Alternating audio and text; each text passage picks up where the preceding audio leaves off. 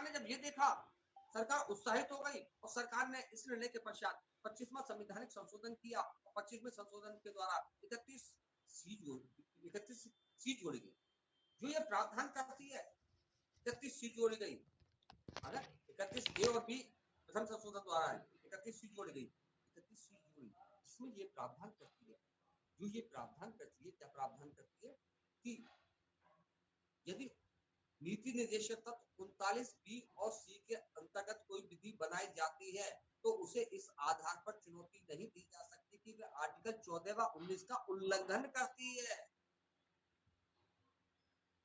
39 B और सी के लिए बी में क्या था, राष्ट्रीयकरण, और सी में क्या था, आर्थिक केंद्रीकरण। इनके आधार पर अगर कोई विधि बनती है तो उसको इस आधार पर चुनौती नहीं दे सकते कि वह 39 बी और वह आर्टिकल 14 19 का उल्लंघन करती है। इस संवैधानिक संशोधन को, जो 25वां संवैधानिक संशोधन किया गया था, इसको केशवानंद भारती वर्सेस केरल राज्य में चुनौती दी गई। जब केशवानंद भारती राज्य में चुनौती दी गई तो हेमंत और मुखर्जी दो न्यायाधीश थे, उन दोनों की एक ही राय थी। उन्होंने कहा कि मूल अधिकार और नीति निर्देशक संविधान की आड़, क्योंकि मूल अधिकार का उद्देश्य है समतावादी समाज की स्थापना करना, जबकि नीति निर्देशक तत्व का उल्लेख है कि समाज अहिंसात्मक सामाजिक क्रांति ला। लेकिन राष्ट्रीय हित को देखते, राष्ट्रीय विकास को देखते हुए हमें व्यक्तिगत हित की कुछ स्थान तक, कुछ सीमा तक तो बलि देनी होगी। इस प्रकार 25वां संविधान संशोधन संवैधानिक घोषित कर दिया केशवानंद भारती ने। जैसी सरकार ने देखा कि अब तो हमारी तरफ से सुप्रीम कोर्ट हमारी तरफ बात कर रही है, तो सरकार ने आना पा देखा और 42वां संशोधन कर दिया। और 42वें संशोधन में यह प्रावधान किया गया कि 39 बी और जो नीति 39 बी और सी जो नीति निर्देशक तत्व थे, उनके स्थान पर सभी नीति निर्देशक तत्व शामिल। 42वें संशोधन में यह प्रावधान कर दिया गया कि सभी नीति निर्देशक तत्वों के आधार पर बनाई गई विधि को इस आधार पर चुनौती नहीं दी जा सकती कि वह मूल अधिकार का आर्टिकल 14 19 का उल्लंघन करती है। इसका मतलब क्या होगा कि 42वें संशोधन के पश्चात जो नीति निर्देशक है वो मूल अधिकार पर प्रभावी हो गए। लेकिन इसको चुनौती दी गई मिनर्मा बिल्स की बात। उन्होंने 44वें संशोधन को, सॉरी 42वें संशोधन को असंवैधानिक करते हुए कहा कि भाग 3 और 4 में जो संतुलन है वो भारतीय संविधान की आधारशिला है। एक दूसरे को प्राथमिकता देकर इस आधारभूत ढांचे को नष्ट नहीं किया। नीति निर्देशक और मूल अधिकार में कोई अंतर नहीं है, वे एक दूसरे के पूरक हैं। क्योंकि नीति निर्देशक तो एक लक्ष्य होते हैं और लक्ष्यों को प्राप्त करने का जो साधन है वो मूल अधिकार है, तो एक दूसरे पर कोई अप्रभावी नहीं हो सकता। हाँ, एक दूसरे के सहारे हम लक्ष्य को भी प्राप्त कर सकते हैं, लेकिन उसके लिए साधन की आवश्यकता है, वो साधन हमारा मूल है।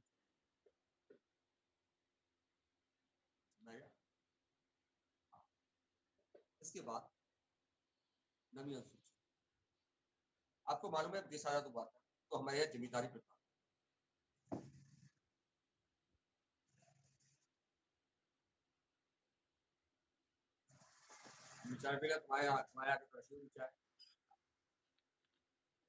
जब देश आजाद हुआ था तो हमारे यहाँ जमींदारी प्रथा, तो सरकार ने सोचा कैसे हम सामाजिक सुधार, तो सरकार ने जमींदारों की जमीन लेनी शुरू करी। लेकिन उस समय संपत्ति का अधिकार मूल अधिकार था 19वां F में, तो जमींदारों की संपत्ति लेना इतना आसान नहीं था, क्योंकि जमींदारों की संपत्ति लेते थे तो आर्टिकल 14 19 में वो जाकर कार्रवाई कर सकते। अब इससे कैसे बचा जाए? इससे बचने के लिए हमारी सरकार ने प्रथम संशोधन द्वारा 31A और बी, 31A प्रावधान करती है कि सरकार को यह प्राधिकार देती है कि वह सामाजिक विकास को प्राथमिकता देते हुए किसी भी संपदा का अर्जन कर सकते और उसका वितरण कर सकते। जब ये अधिकार दे दिया गया और इसी अधिकार के आधार पर हमने यूपी जमींदारी एबोलिशन एक्ट 1951 बनाया था, जिसके आधार पर हमारी जमींदारी ले ली गई थी।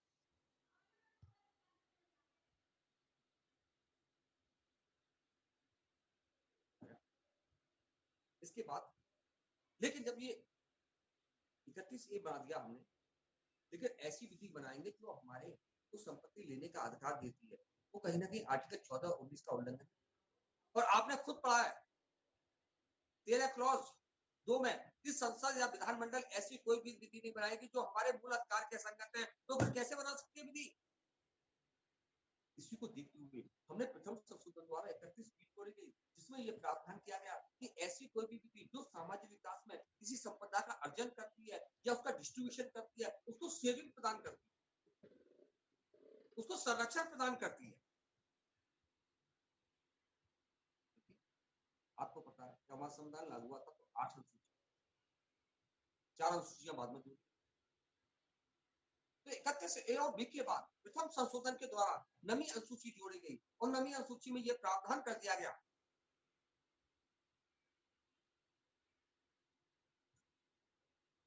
और नवी अनुसूची जोड़ी गई। नवी अनुसूची में यह प्रावधान कर दिया गया कि यदि कोई सामाजिक विकास के कोई संबंध में यदि कोई भी ऐसा कार्यक्रम है जो सामाजिक विकास के लिए आवश्यक है लेकिन मूल अधिकार के संगत है, तो उसे नवी अनुसूची में थैले में डाला जा सकता है।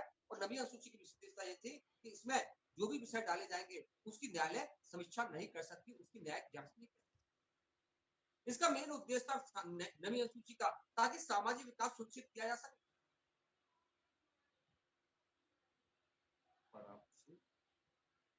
सामाजिक विकास सुनिश्चित किया चलता रहा हमारे यहाँ, जमींदारों की संपत्ति ले ली गई, जैसे मोदी जी आज कर रहे हैं, मध्यकारी मिडिल क्लास से ले रहे हैं और गरीबों में राशन बांट।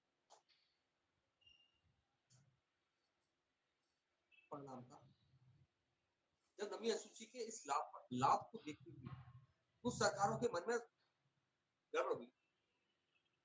जब गड़बड़ हुई तो इसमें तमिलनाडु सबसे ऊपर रहा और तमिलनाडु ने क्या करा, अपने यहाँ आरक्षण संबंधी विधि जिसमें उसने सभी जातियों को आरक्षण देते हुए ब्राह्मण को आरक्षण की सीमा 60% कर 70% कर उसने नवी अनुसूची में डाल दी और सुप्रीम कोर्ट से बोला टाटा बाय बाय, करो जांच। आईआर कोहलू वर्सेस तमिलनाडु का मामला आया, जिसमें सर्वोच्च न्यायालय समझ गया कि अब नवी अनुसूची का दुरुपयोग संभव है क्योंकि सामाजिक विकास तो ऑलरेडी हो चुका है। परिणाम था आईआर कोहलू वर्सेस तमिलनाडु के मामले में सर्वोच्च न्यायालय ने एक मत से कहा कि केशवनाथ भारती वर्सेस केरल राज्य 1973 तक के जो विषय नवी अनुसूची में डाले गए हैं उनकी न्यायिक समीक्षा नहीं की जा सकती है, लेकिन 1973 के बाद डाले गए विषयों की न्यायिक समीक्षा की जा सकती है। इस प्रकार नवी क्वेश्चन आया आईएएस में क्वेश्चन आया कि नवी अनुसूची जो 70 के दशक से पहले एक छाते के रूप में उपयोग की जाती थी, लेकिन कुछ न्यायिक निर्णयों के माध्यम से इस छाते में काफी छेद उत्पन्न।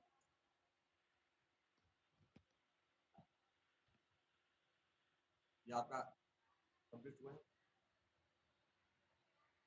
उम्मीद कर रहा हूँ आपके समझ में भी आ रहा होगा।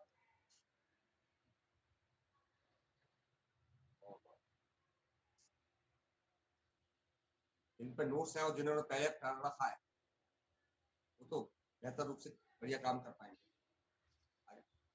अब हम आते हैं, जब हमने मूल अधिकार पढ़ लिए, नीति निष्ठा पढ़ लिए, नागरिकता पढ़ ली, आगे और मौलिक कर्तव्य पढ़ लिए, इसके बाद हमारे साथ समस्या आती है अवतार। अब आते हैं व्यवस्था। तो किसी भी शासन में 3 स्तंभ, कार्यपालिका, विधायिका और न्याय, ये 3 स्तंभ।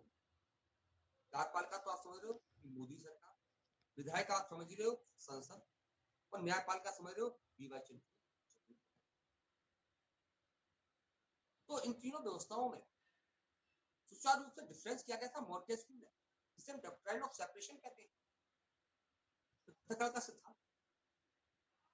कि उन्होंने ये कहा था कि यदि तीनों स्तंभ में विलय हो जाता है तो कहीं ना कहीं निरंकुशता की भावना पैदा हो जाती है, जैसे अकबर और औरंगजेब के सामने। इसलिए तीनों व्यवस्था में थोड़ा थोड़ा डिफरेंस होना चाहिए ताकि कोई भी प्लेयर निरंकुशता के रूप में। तो इसी को देखते हुए सबसे पहले पढ़ते हैं और कार्यपालिका में आपको मालूम है कि भारत में एक फेडरल सिस्टम, संघात्मक व्यवस्था, जिसमें केंद्र और राज्य अलग अलग सरकारें कार्य करती हैं। केंद्र की सरकार अलग कार्य करती है, राज्य की सरकार अलग। योगी जी दिल्ली में कार्य करते, योगी जी यूपी में कार्य करते, मोदी जी दिल्ली में कार्य करते। योगी जी ने यूपी में कार्य करते हुए मोदी जी की टैग तो कर दी थी, लेकिन और स्टेटों ने साथ नहीं दिया, वरना योगी जी ने मोदी को उतारने में तो जब हम संघीय, अब इसमें हम सबसे पहले संघीय कार्यपाल का संघीय कार्यपाल का जो होगा उसका नेतृत्व कौन करता है? राष्ट्रपति। तो हमारे यहाँ संसदीय लोकतंत्र स्वीकार जिसमें राष्ट्रपति नाममात्र के अध्यक्ष, क्योंकि हमारे यहाँ जनता जो है वो संसद का चुनाव करती है, लोकसभा का चुनाव करती है, और प्रधानमंत्री लोकसभा की उत्तरदायी। इसलिए हमारे संसदीय लोकतंत्र में अप्रत्यक्ष रूप से निर्वाचन स्वीकार। मोदी जी की नियुक्ति, मोदी जी को हमने नहीं चुना, हमने सांसदों को चुना, और सांसदों ने किसी को चुना? मोदी जी को चुना। तो याद रखना, राष्ट्रपति जो है अप्रत्यक्ष इलेक्शन होता है। तो आर्टिकल 52 के अनुसार भारत में एक राष्ट्रपति है। तुम्हारा ये प्री के क्वेश्चन है, केवल मेंस के नहीं यहाँ पे।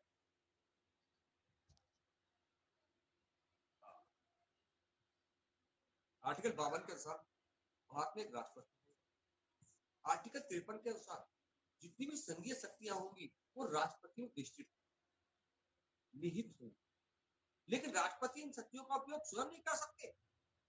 आर्टिकल 74 के अनुसार वे मंत्रिमंडल के परामर्श पर ही कर सकते हैं। तो इस प्रकार कह सकते हैं कि राष्ट्रपति की जो स्थिति होती है वो तुम्हारे घर में दादाजी की तरह की होती है, जो बाहर बैठ के अखबार पढ़ते हैं। घर की सारी शक्ति दादाजी में निहित होती है, लेकिन दादाजी इसका उपयोग स्वयं नहीं कर सकते, बल्कि वह केंद्रीय मंत्रिमंडल अर्थात घर का जो मंत्रिमंडल है, जो आपकी मम्मी है, उनके प्राप्त।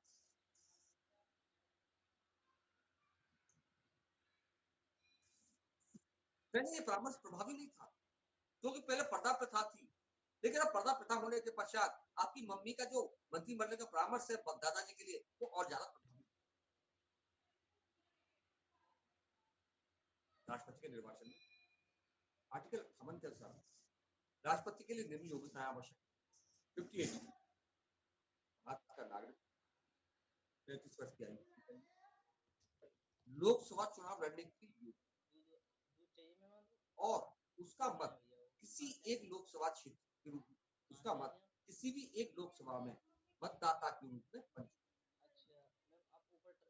वोटर हो, मतलब तब वह राष्ट्रपति का इलेक्शन लड़ सकता है। तो याद रखना, तो मेरी सारी क्वालिफिकेशन, मैं भारत का नागरिक हूँ, 35 साल मेरी आयु है, लोकसभा चुनाव लड़ने के लिए योग्य हूँ, और मेरा वोट अथॉरिटी। 4 कंडीशन पूरी।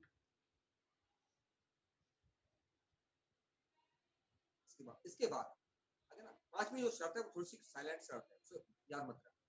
पांचवी शर्त है जय श्री राम, तो साइलेंट पूरी करनी पड़ेगी, तभी आप राष्ट्रपति बन पाएंगे। जैसे जो आर्टिकल 54 के अनुसार राष्ट्रपति का निर्वाचन अप्रत्यक्ष, अर्थात राष्ट्रपति के निर्वाचन में आपने वोट नहीं डाला। हाँ, करिश्मा मैडम वोट डालेंगे एक बार, लेकिन आपने वोट नहीं डाला, क्योंकि आप उसको वोट डालते हैं सतीश गौतम को, और सतीश गौतम उसको डालेंगे राष्ट्रपति। तो राष्ट्रपति का निर्वाचन अप्रत्यक्ष है, वोट तो आपके पड़ रहा है, लेकिन सीधे नहीं पड़ रहा, आपके इलेक्टेड मेंबर के माध्यम से पड़ रहा है। इसलिए राष्ट्रपति का निर्वाचन जब भी राष्ट्रपति का निर्वाचन होता है तो उसके निर्वाचन दल में कौन कौन लोग वोट डालते हैं? 28 राज्यों की विधानसभा,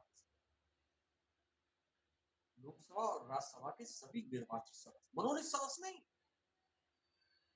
सभी निर्वाचित सदस्य मतदान। दिल्ली और पौंडीचेरी बोली कि साहब हमारे यहाँ विधानसभा है, हम लेकिन हम राज्य नहीं है, क्योंकि हम वोट नहीं डाल सकते, हम तो केंद्र शासित प्रदेश है, लेकिन हमारे राज्य भी नहीं है, क्योंकि आपने लिखा है कि 28 राज्य की विधानसभा, जाकर मतलब तो जीवाओ सीधी सीधी कि हम राज्य ना है, लेकिन विधानसभा तो वोट नहीं डाल पाते। क्योंकि 70वें संविधान संशोधन द्वारा ये प्रावधान कर दिया गया कि दिल्ली और पौंडीचेरी के विधानसभा के सदस्य मतदान कर खाली। तो राष्ट्रपति के निर्वाचन में कौन कौन वोट डाले? लोकसभा और राज्यसभा के सभी निर्वाचित 28 राज्यों की विधानसभा के सभी निर्वाचित, दिल्ली और पौंडीचेरी, अब तो जम्मू कश्मीर को आ जाएगा, दिल्ली और पौंडीचेरी विधानसभा के सभी निर्वाचित सदस्य राष्ट्रपति के निर्वाचन में वोट डाल सकते। आर्टिकल 55 के अनुसार राष्ट्रपति का निर्वाचन अनुपातिक पद्धति के एकल संक्रमणीय मत के द्वारा होता है। भैया आपने देखा होगा कि द्रौपदी मुर्मू ने जसवंत सिन्हा को 7.5 लाख वोटों से हराया। अरे भैया 7.5 लाख का 1 लाख मेंबर ना हमारे हैं, ये वोट कैसे हो गए? अनुपातिक पद्धति के संक्रमण रेशियो निकाला जाएगा और एक वोट कई वोट में चेंज होगा। जैसे अगर हम एक एमएलए का वोट निकालना चाहते हैं तो एक एमएलए बराबर राज्य की जनसंख्या बटे 1000 गुणा विधानसभा की संख्या, इसको हम भाग देंगे तो एक एमएलए का वोट निकल जाएगा। जैसे यूपी का एमएलए का वोट निकाले तो एक एमएलए का वोट हो सकता है 694 वोट। तो जैसे संदीप सिंह वोट डालेंगे राष्ट्रपति के चुनाव में तो वोट तो उन्होंने एक डाला लेकिन उनका वोट होगा 694 के रूप में काउंट। इस प्रकार इन फॉर्मूले के माध्यम से हम राष्ट्रपति के निर्वाचन मत निकलवा।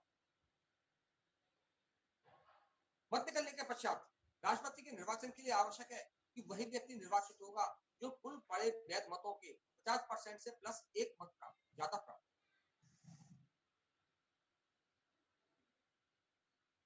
प्रधानी के चुनाव में 1000 वोट पड़े, आ गया 400 मोह मिले, 350 सुशीले मिले और 250 मिले तन्मय को, मैं तो 400 जीत गया 40%। लेकिन यहाँ नहीं होगा, यहाँ आपको 50% प्लस एक वोट देना होगा। लेकिन यदि आप 50% प्लस एक वोट नहीं ले पाते हैं तब सेकंड राउंड की मतगणना होगी, अर्थात बीवी के लिए अकेले ऐसे राष्ट्रपति है भारत में जिनकी मतगणना सेकंड राउंड। आर्टिकल 56 के अनुसार राष्ट्रपति की जो राष्ट्रपति की पदावधि होगी वो उनकी जिस दिन पद ग्रहण करेंगे उस दिन से 5 वर्ष। आर्टिकल 57 के अनुसार राष्ट्रपति पुनर्निर्वाचन के लिए आपने देखा था अमेरिका के राष्ट्रपति 200 बार लड़ सकते हैं इलेक्शन, 2 बार राष्ट्रपति रह सकते हैं, इलेक्शन को लड़ सकते हैं लेकिन राष्ट्रपति 2 बार ही रह सकते हैं। आया तो लेकिन भारत में ऐसा नहीं है। भारत में अगर तुम्हें ताकत है और मोदी जी तुम्हारे संग है और जय श्री राम तुम्हारे संग है तो तुम 2 4 बार बन जाओ। याद रखना क्वेश्चन आता है कि बहुत सा विषय कहता है कि भारत में राष्ट्रपति री इलेक्टेड के लिए पुनर्निर्वाचन के लिए पात्र है तो आर्टिकल 57 करना। आर्टिकल 58 मैंने आपको बता दिया, इसमें राष्ट्रपति के लिए योग्यता दे रखी थी। आर्टिकल 59 में राष्ट्रपति संसद द्वारा निर्धारित वेतन भत्ते प्राप्त करेंगे। 2018 से पहले राष्ट्रपति का वेतन 2.5 लाख था लेकिन 2018 के बाद वेतन कर दिया 5 लाख।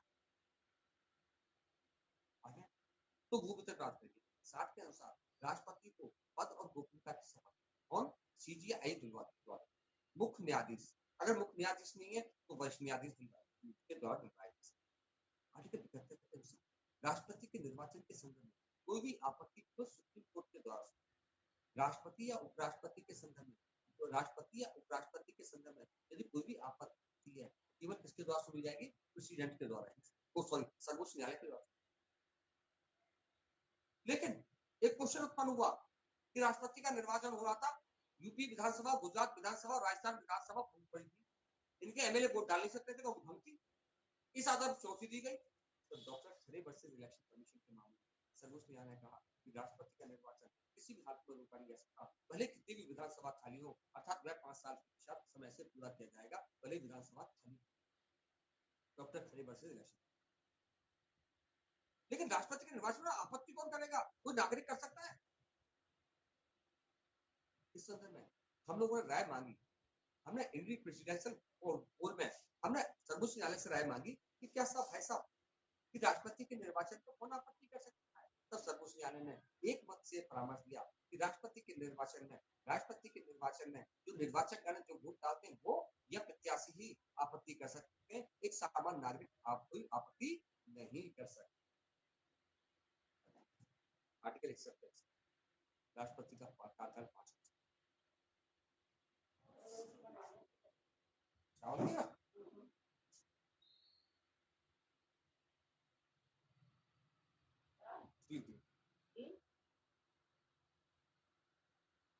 गाड़ी में चलूंगा, जो तीन खा दिए छोले और छोले पुलाव और ज्योति ने बड़े जबरदस्त स्वागत।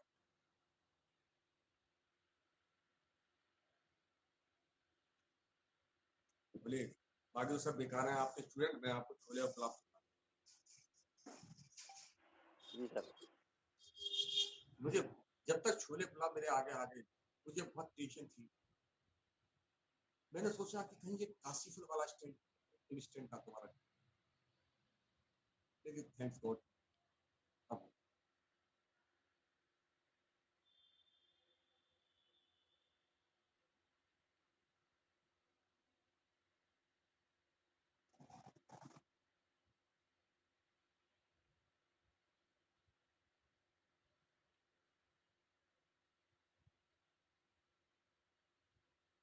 उधर देख लो, चाय पी लो उधर।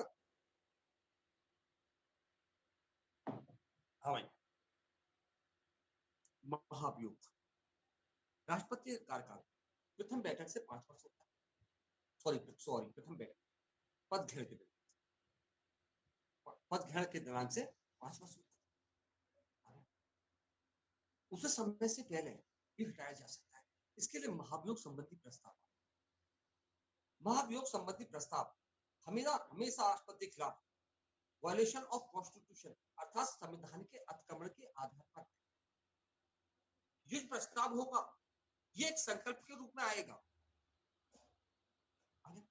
और ये प्रस्ताव जिस सदन में आएगा, चाहे लोकसभा में आए चाहे राज्यसभा में, जिस सदन में आएगा उस पर 1/4 सदस्यों के हस्ताक्षर होंगे और ये प्रस्ताव 14 दिन की पूर्व सूचना के पश्चात पेश किया जाएगा। जो कि प्रस्ताव किसी एक सदन में पेश कर दिया जाता है, दूसरा सदन उन आरोपों की जांच करता है।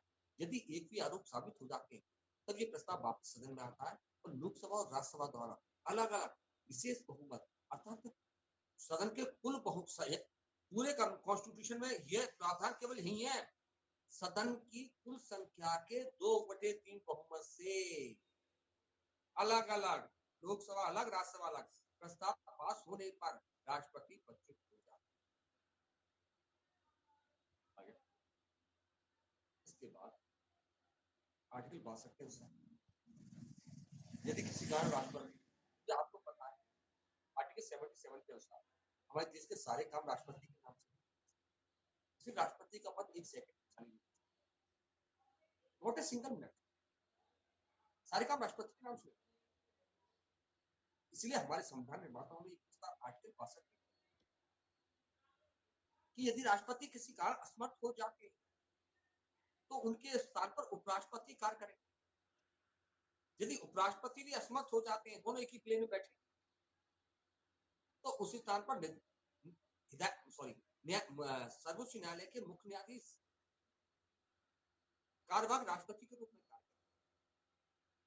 भारत में एक ऐसी स्थिति केवल एक बार उत्पन्न हुई जब न्यायमूर्ति हिदायतुल्लाह ने कार्यभार राष्ट्रपति के रूप में कार्य किया। आर्टिकल 360, राष्ट्रपति हमारे संवैधानिक प्रमुख, हमारे राजा, और प्राचीन काल से कौटिल्य की अर्थशास्त्र से एक हमारे प्राचीन ग्रंथों में ये बहुत भली बात लिखी है कि राजा ईश्वर का प्रतिनिधि होता है, उससे कोई गलती नहीं। King is the representative of God. No one guilty its own. उसके द्वारा कोई गलती नहीं। लेकिन इस विचारधारा के आधार पर हमारे संविधान निर्माताओं ने 361 रखा है, जिसमें यह प्रावधान कर दिया गया कि राष्ट्रपति और राज्यपाल को विशेष अधिकार दे रखे हैं। दोनों को एक में इसलिए दे रखे हैं कि देश का संवैधानिक प्रमुख राष्ट्रपति है और राज्य का संवैधानिक प्रमुख राज्यपाल है, उन दोनों को विशेष अधिकार दे रखे हैं। क्या विशेष अधिकार? राष्ट्रपति या राज्यपाल पद अवधि के दौरान उनके खिलाफ कोई भी उनके व्यक्तिगत उनके कोई जो कार्य है जो उनके पद के दौरान उन्होंने जो भी कृत्य किए हैं उनके लिए वो उत्तरदायी। अगर राष्ट्रपति पे कोई गलती हो जाए तो याद रखना राष्ट्रपति नहीं उत्तरदायी होंगे, मोदी जी उत्तरदायी होंगे, क्योंकि राष्ट्रपति अपनी सारी शक्तियों का अभ्यास आर्टिकल 74 के अनुसार मंत्रिमंडल के परामर्श पर करते हैं, तो राष्ट्रपति व्यक्तिगत रूप से क्यों उत्तरदायी होंगे?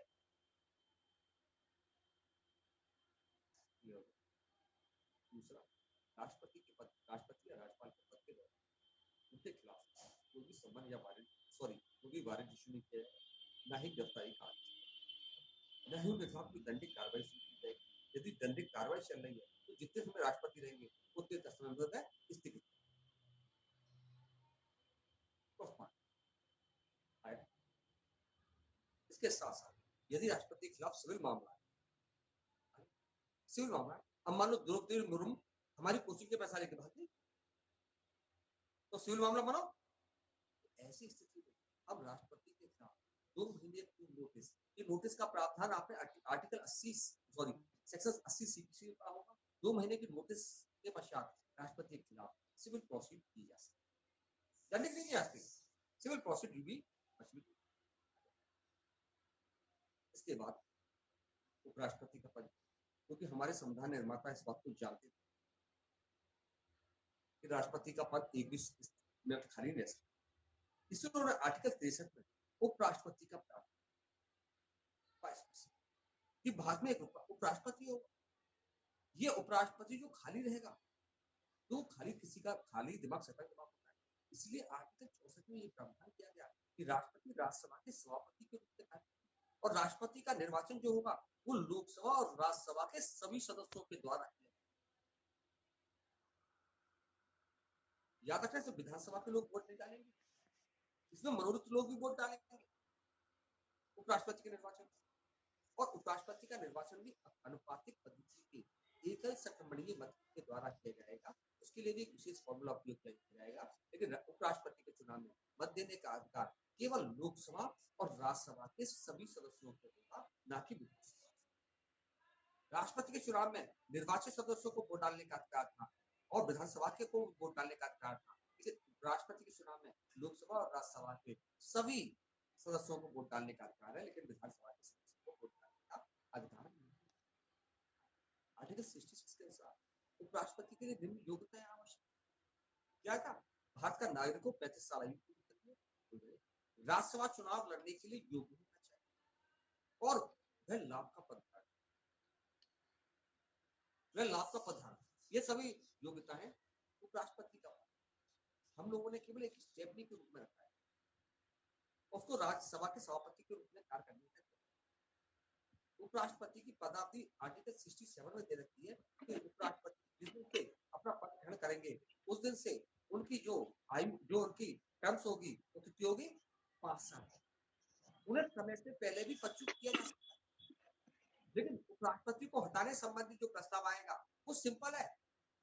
क्योंकि उपराष्ट्रपति राज्यसभा के सभापति होते हैं, इसलिए उपराष्ट्रपति को हटाने संबंधी कोई भी प्रस्ताव सबसे पहले राज्यसभा में आएगा। राज्यसभा में स्पेशल मेजोरिटी अर्थात उपस्थित अथवा मतदान देने वाले सदस्यों के 2/3 बहुमत से प्रस्ताव पास होगा, उसके बाद लोकसभा में जाएगा और लोकसभा में सादा बहुमत चाहिए और लोकसभा में सादा बहुमत होने के पश्चात ही प्रस्ताव पास हो जाएगा। और राष्ट्रपति को हटाने के लिए संविधान का कमर दिखाना होता था कि राष्ट्रपति ने कॉन्स्टिट्यूशन का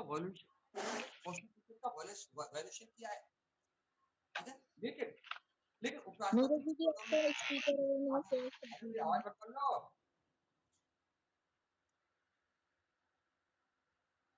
लेकिन राष्ट्रपति के चुनाव में कोई आधार स्पष्ट नहीं करना, केवल ये दिखाना, ये दर्शा देना है आज के चुनाव में कि साफ किसी भी आधार पर उपराष्ट्रपति को हटा सकते। इसके बाद जब भी हम बात करते हैं आर्टिकल 69 के अनुसार, जब उपराष्ट्रपति को जो पद और गोपनीयता की शपथ दिलाई जाएगी, अर्थात तो वो किसके द्वारा दिलाई जाएगी? वो राष्ट्रपति के द्वारा। राष्ट्रपति किसने दिलवाई थी? मुख्य न्यायाधीश ने दिलवाई थी। और उपराष्ट्रपति कौन दिलवाएगा? राष्ट्रपति। इसके साथ साथ आर्टिकल 65 के अनुसार जब उपराष्ट्रपति राष्ट्रपति के रूप में कार्य करेंगे, कार्यभार राष्ट्रपति के रूप में कार्य करेंगे, तो उसी स्थिति में उनको वह सभी साधन अर्थात वह सभी प्रोटोकॉल और प्रिविलेजेस मिलेंगे जो राष्ट्रपति को मिलते हैं, और उस समय वह राज्यसभा के सभापति नहीं। यदि आर्टिकल 71 के अनुसार यदि राष्ट्रपति या आर्टिकल 71 के अनुसार यदि राष्ट्रपति या उपराष्ट्रपति का निर्वाचन अवैध कर दिया जाता है तो उनके पदीय कर्तव्यों के पद के दौरान उन्होंने जो भी कार्य किया है वे अवैध नहीं माने जाएंगे, वो वैध। राष्ट्रपति की शक्तियों की बात आती है, जब हम राष्ट्रपति की शक्तियों की बात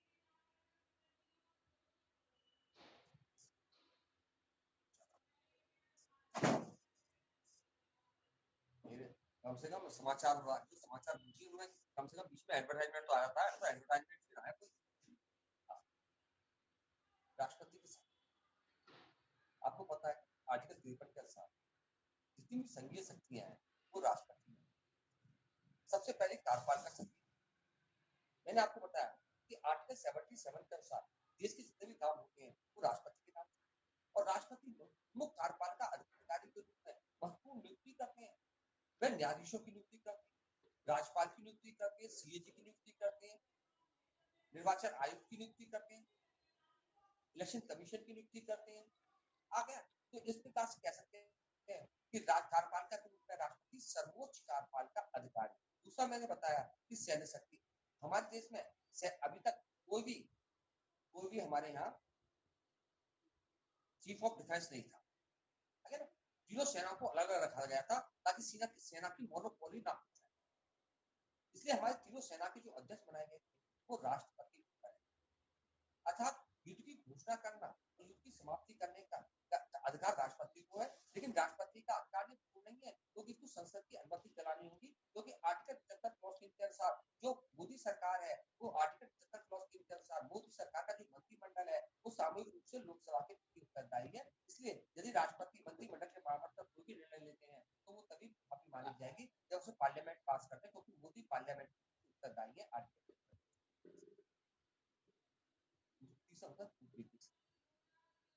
डिप्लोमेटिक रिलेशंस।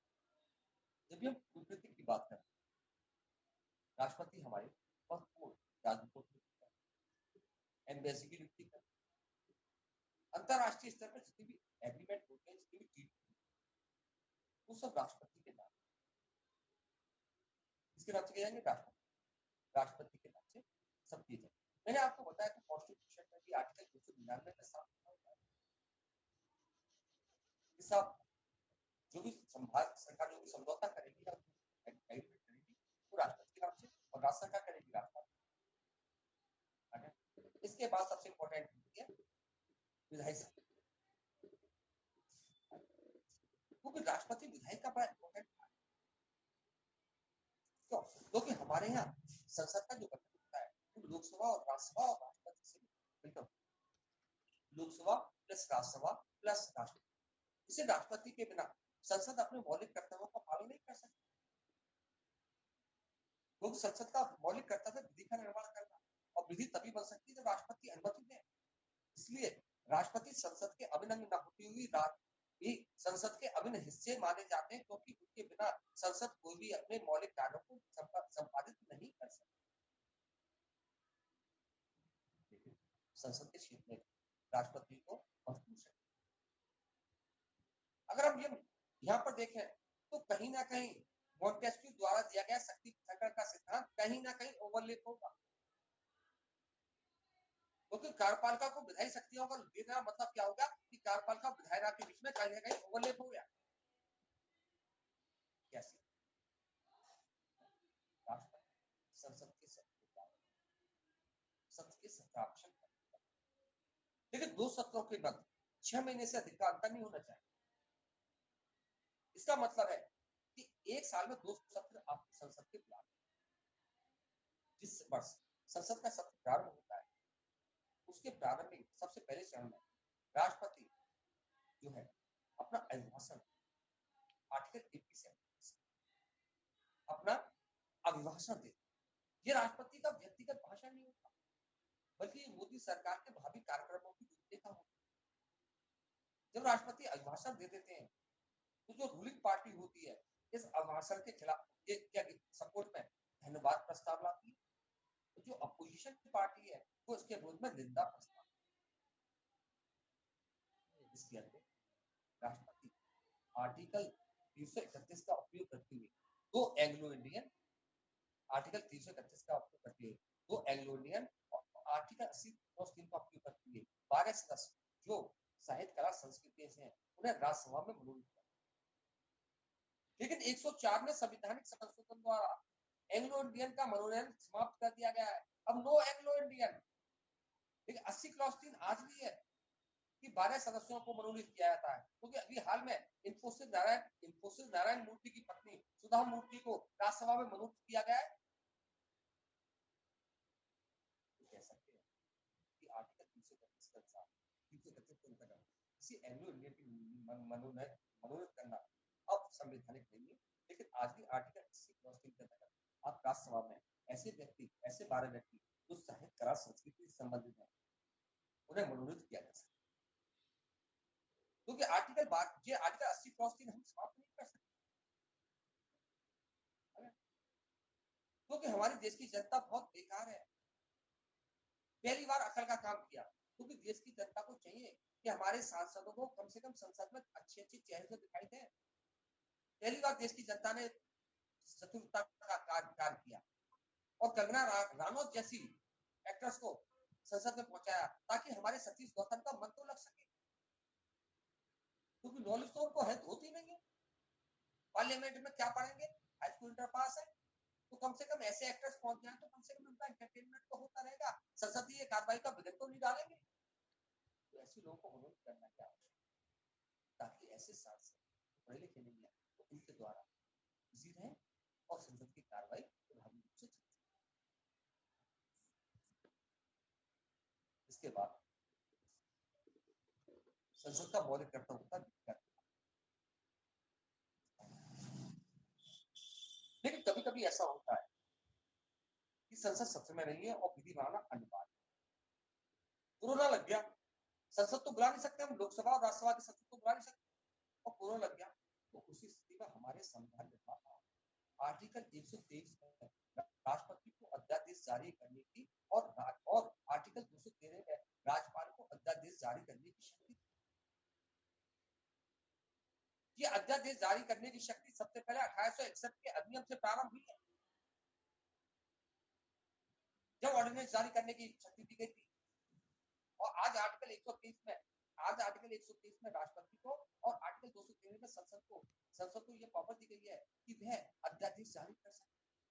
ये अध्यादेश का प्रभाव ऐसी होगा जैसे संसद के द्वारा बनाई गई विधि का होगा, लेकिन याद रखना संसद जो विधि बनाएगी वो परमानेंट होती है और राष्ट्रपति का जो अध्यादेश होता है वो केवल टेम्परेरी होता है, एक संकट तक होता है कि संसद की बैठक होगी हम उसे परमानेंट कर लेंगे। इसलिए याद रखना अध्यादेश का जो पीरियड होगा उसकी वैधता जो अवधि होगी वो 6 महीने प्लस 6 सप्ताह होगी, अर्थात 7.5। आर्टिकल 72 नेक्स्ट मोंटेस्क्यू कार्यपालिका, न्यायपालिका और विधायिका का अंतर होना चाहिए, लेकिन हमारे संविधान में तो ये अंतर है ही नहीं है।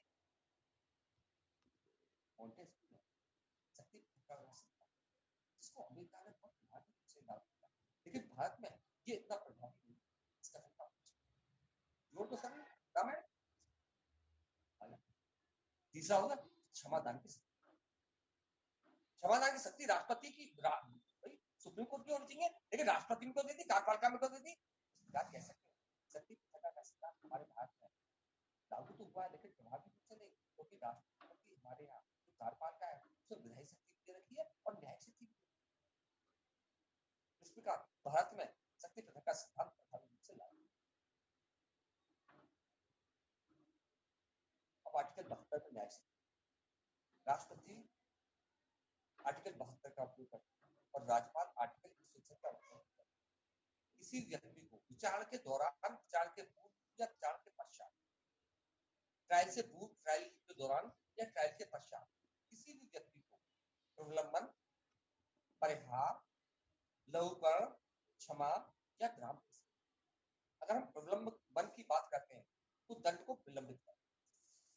अभी हम परिहार की बात करते हैं तो दंड की प्रकृति बदले बिना कम करना। यदि हम लघुकरण की बात करें तो दंड की प्रकृति बदलना। यदि हम क्षमा करें तो बिल्कुल माफ कर देना। यदि हम विराम करें तो दंड को रोक देना। ये शक्ति दी गई आर्टिकल 72 में राष्ट्रपति को, आर्टिकल 161 में राज्यपाल को दे रहे, लेकिन दोनों में अंतर क्या है कि राष्ट्रपति को सभी मामलों में क्षमादान देने की शक्ति प्राप्त है, विशेष रूप से मृत्युदंड और सैन्य मामलों में, लेकिन राज्यपाल को मृत्युदंड और सैन्य मामलों में दी गई दंड को क्षमादान देने की शक्ति प्राप्त। अभी हाल में जयललिता ने आजीवन कारावास लोगों को क्षमा दे दिया था, तो क्या इस तरह से क्षमा दिया जा सकता है? सर्वोच्च न्यायालय ने इस पर एक कमेटी बनाई और सर्वोच्च न्यायालय ने इस पर स्पष्ट रूप से कहा।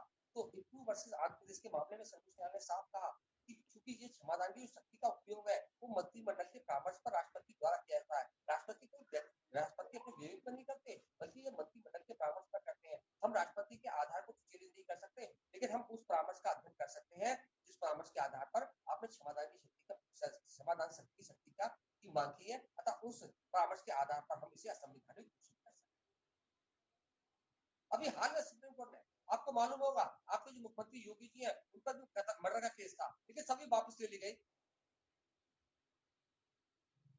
उसमें सुप्रीम कोर्ट ने कमेटी बनाई कि आप किसी भी क्षमादान, किसी को भी क्षमादान देने से पहले एक कमेटी बनाएंगे, उसकी रिपोर्ट का अध्ययन करेंगे, उसकी रिपोर्ट के अध्ययन के पश्चात आप उसे क्षमादान दे सकते हैं। अब आता है उनका सवाल, बस ऑलरेडी अब लोग जाने लगे हैं। जाओ मत भाई, चले आते हो तो मेरा एक तो मैं एंड टाइम पे जब जाते हो तो मेरा दिल भर जाता है, लगता बंद करूंगा। बड़े थके हो गए, और ज्योति तो बहुत थकी होगी, आज छोले बनाए ना ज्योति ने, ज्योति को समझ रहा हूँ, छोले चावल आम रायता। अच्छा अभी आ रहा हूँ बंदर मार के।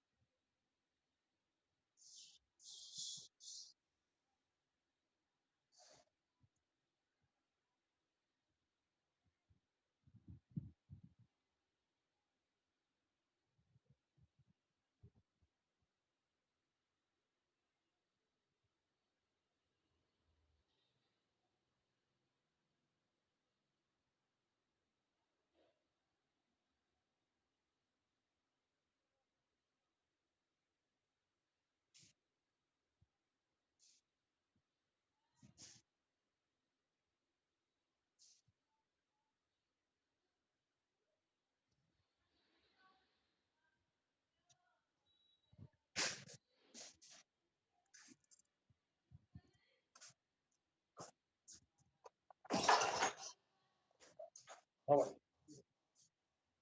हाँ भाई। अब आर्टिकल 75 क्लॉज है, राष्ट्रपति प्रधानमंत्री की नियुक्ति करेंगे। अभी मोदी की नियुक्ति करी जोधपुर में, लेकिन प्रधानमंत्री किसे नियुक्त करेंगे? ये परंपरा चली जा रही है कि बहुमत दल वाले नेता को प्रधानमंत्री, प्रधानमंत्री के परामर्श पर राष्ट्रपति अन्य मंत्रियों की नियुक्ति को राष्ट्रपति करते हैं, प्रधानमंत्री के परामर्श अन्य मंत्री।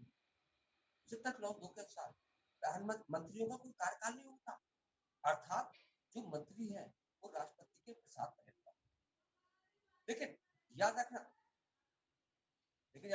91 में संविधान संशोधन द्वारा 75 ए जोड़ी गई, जिसमें साफ कर दिया गया कि अब मंत्रियों की संख्या मनमाने पद से नहीं होगी, अर्थात मंत्रियों की संख्या लोकसभा की संख्या के 15% से ज्यादा नहीं होगी, और राज्य में मंत्रियों की संख्या राज्य विधानसभा के 15% से ज्यादा नहीं।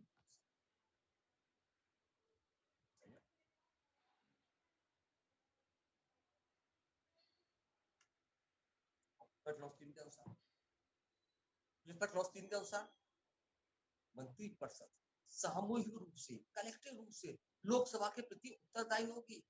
आर्टिकल 75 क्लॉज 3 ही हमारी संसदीय लोकतंत्र की आधारशिला है। क्लॉज 4 के अनुसार कोई भी मंत्री बिना शपथ के हृदय पद ग्रहण नहीं कर, शपथ ग्रहण कर लो, बाद में देगी मुझे, भागे भागे बच जाएंगे। अगर 75 क्लॉज 5 के अनुसार कोई भी ऐसा व्यक्ति जो किसी भी सदन का सदस्य नहीं है, उसे भी मंत्री बनाया जा सकता है, लेकिन आवश्यक है कि उसे 6 महीने के भीतर किसी एक सदन की सदस्यता लेनी होगी। लेकिन हमारे सदस्य बड़े बदतमीज थे। पंजाब वाले मामले में क्या हुआ, एक सदस्य 5 महीने मंत्री रहता, फिर इस्तीफा देता, फिर 15 दिन बाद मंत्री बन जाता। तब एसआर चौहान वर्सेस पंजाब के मामले में सर्वोच्च न्यायालय ने कहा नहीं महोदय, एक विधानसभा में 6 महीने का मतलब है, ये नहीं है कि 6 महीने का 5 महीने बने फिर गैप बने फिर 5 महीने बने, ऐसे नहीं, 6 महीना एक विधानसभा। एसडी दोगुड़ा वर्सेस एसपी आनंद के मामले में सर्वोच्च न्यायालय के सामने आया कि साहब, जब संसद लोकसभा के प्रति मंत्रिपरिषद लोकसभा के प्रति उत्तरदायी है, तो भारत का प्रधानमंत्री लोकसभा से होना चाहिए कि राज्यसभा से होना चाहिए? तो सर्वोच्च न्यायालय ने कहा कि आपका संवैधानिक प्रावधान क्या है? संवैधानिक प्रावधान ये कहता है कि मंत्री या प्रधानमंत्री के लिए किसी सदन की सदस्यता आवश्यक है। यह आवश्यक नहीं है कि प्रधानमंत्री लोकसभा का हो या राज्यसभा का हो, इसलिए आवश्यक है। इसलिए एसडी देवगौड़ा का प्रधानमंत्री को नियुक्त होना कहीं से भी असंवैधानिक। आर्टिकल 68 के अनुसार प्रधानमंत्री के संवैधानिक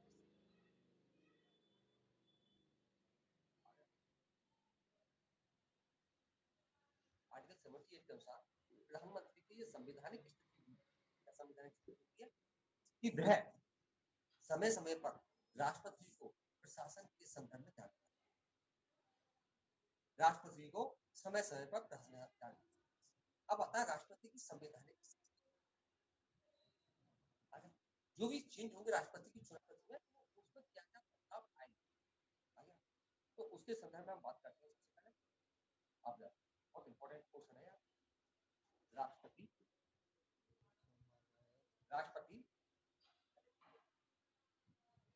आर्टिकल 53 के अनुसार सारी संघीय शक्ति राष्ट्रपति और फिर नंबर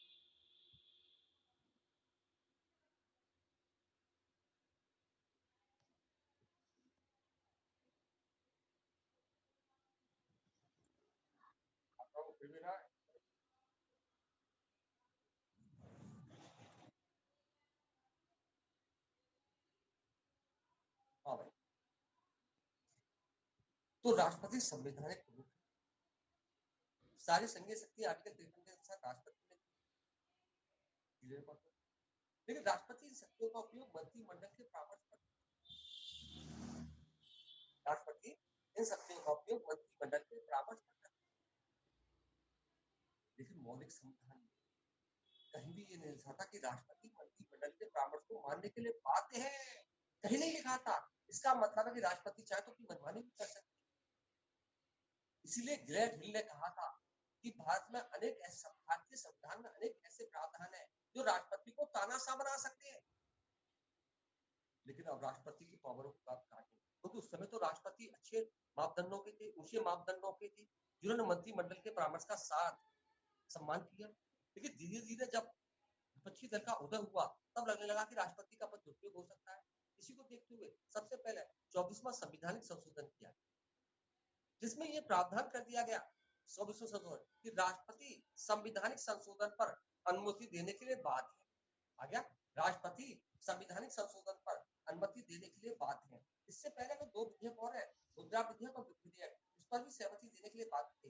लेकिन 24वें संवैधानिक संशोधन द्वारा राष्ट्रपति को संवैधानिक संशोधन पर सहमति देने के लिए बाध्य। इसके बाद 38वां संवैधानिक संशोधन किया गया और ये प्रावधान कर दिया गया कि राष्ट्रपति यदि आपातकाल की घोषणा करते हैं तो उसकी न्यायिक जांच नहीं की जा सकती। ये सब इंदिरा गांधी का गेम चल रहा था। आ गया, इंदिरा गांधी ने इसी को देखते हुए 42वां संविधानिक संशोधन किया और ये प्रावधान कर दिया गया, ये प्रावधान कर दिया गया कि राष्ट्रपति मंत्रिमंडल के परामर्श मानने के लिए बाध्य है और इसी बाध्यता के आधार पर इंदिरा जी ने हमारे देश में राष्ट्रीय आपातकाल लगा दिया। जब राष्ट्रीय आपातकाल लग गया 1975 से 77 के बीच में, तब दोबारा चुनाव हुए और देसाई साहब की सरकार, इन लोगों ने कहा था कि हम राष्ट्रपति को फ्री करेंगे। परिणाम तक चूंकि राज्यसभा में बहुमत नहीं था, परिणाम तक 44वां संशोधन किया गया और ये प्रावधान कर दिया कि राष्ट्रपति मंत्रिमंडल के परामर्श को एक बार लौटा सकते हैं, लेकिन अगर दोबारा पास होता है तो राष्ट्रपति मंत्रिमंडल का परामर्श मानने के लिए बाध्य है। इसका मतलब क्या हुआ? एक बार लौटा दो, दोबारा लौटा तो राष्ट्रपति की जो है पोजीशन है वो हमारी जैसी हो गई कि अगर हमारी बीवी तोरे की सब्जी लाए तो एक बार लौटा सकते हो, लो दोबारा खानी पड़ेगी। लेकिन अब ये कहना कि राष्ट्रपति डबल स्टाम्प है, उचित नहीं है। राष्ट्रपति हमारी संवैधानिक प्रमुख है, भले इन पर कितनी भी बंदिश लगा दो, लेकिन आज न्याय सक्रियता के दौर में आर्टिकल 143 की महत्वता तो हम कम नहीं कर सकते। आर्टिकल 143 में जो महत्व दे रखा है, राष्ट्रपति किसी राष्ट्रपति को यदि मंत्रिमंडल परामर्श देता है तो वह उस संदर्भ में सर्वोच्च न्यायालय से परामर्श ले सकते हैं और सर्वोच्च न्यायालय जो परामर्श देगी वो कहीं ना कहीं मंत्रिमंडल पर एक दबाव पड़ेगा, तो उस प्रकार कह सकते हैं आर्टिकल 143 का उपयोग राष्ट्रपति कर सकते हैं। दूसरा, राष्ट्रपति के पास आर्टिकल 86 की शक्ति, आर्टिकल 86 के अनुसार राष्ट्रपति, आर्टिकल 81 के अंतर्गत राष्ट्रपति जो भी मंत्रिमंडल का परामर्श होगा उसको इसके संसद के पटल पर रख सकते हैं और संसद ने अगर पास कर दिया तो राष्ट्रपति उसकी अनुमति दे सकते हैं। तो ये कहना कि राष्ट्रपति केवल रबर स्टाम्प है उचित नहीं है, क्योंकि आज भी अनेक ऐसे संवैधानिक प्रावधान है जो राष्ट्रपति को कहीं ना कहीं राष्ट्रपति सक्रियता पर बल देते हैं। इस प्रकार कह सकते हैं कि राष्ट्रपति अगर जागरूक है और गैर राजनीतिक है, जैसे डॉक्टर APJ अब्दुल कलाम, तो वह अपने संवैधानिक मापदंडों को बेहतर जान सकता है और उस संवैधानिक प्रावधानों को बेहतर रूप से लागू कर सकता है। इसे कह सकते हैं भारत में राष्ट्रपति को मुक्ति देना उचित है। करते हैं आपकी राष्ट्रपति हुई है ना, हो गया। और आपका जो है जो प्रोग्राम है वो ये है कि फ्राइडे और सैटरडे 2 दिन आपके पास रहेंगे, कल और 2 दिन कॉन्स्टिट्यूशन निकालने का प्रयास आजा, और फिर संडे से CRP से नहीं करना। 2 दिन में प्रयास करूंगा सर हमारे तो नहीं आएगी CRP से, हमारे वाले में तो नहीं आएगी। नहीं आएगी, आपकी दोनों आएंगी मेरा, वही तो कह रहे हैं, पुरानी भी आएगी नई भी आएगी। अरे तो आया था तो रानी भाभी आप APJ जाने आ गए और ये ले आ रही है। मैं अपनी रिजल्ट सुन ले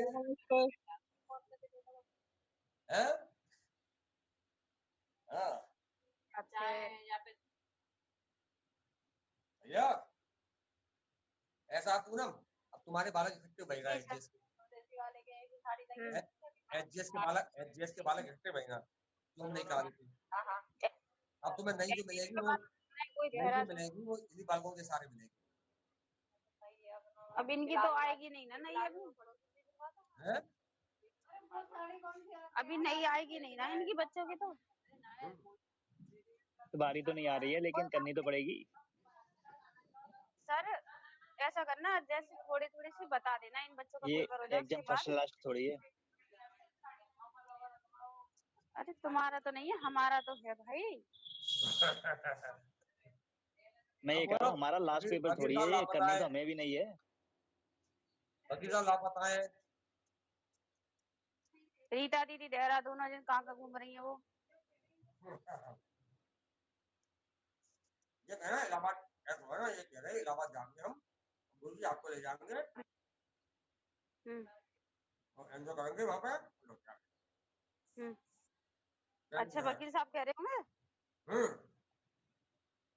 अच्छा तो ठीक रहेगा सर, चलना। रखो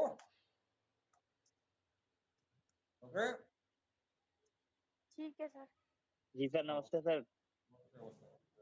नमस्ते सर।